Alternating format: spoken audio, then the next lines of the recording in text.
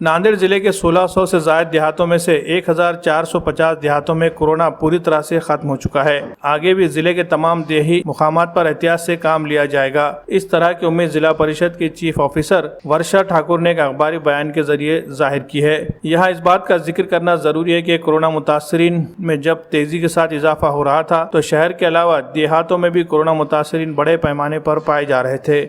Corona की दूसरी लहर का देहातों में जबरदस्त असर देखने को मिला। कई लोगों की जानें गई, लेकिन अब हालात काबू में आते जा रहे हैं। नांदेड़ जिले में मजमूई तौर पर 1600 से ज्यादा देहात पाए जाते हैं। आज की सूरत हाल ये है कि 1450 देहातों से कोरोना मुकम्मल तौर पर खत्म हो चुका है। यहाँ एक भी कोरोना मुतासिर मरीज नहीं है।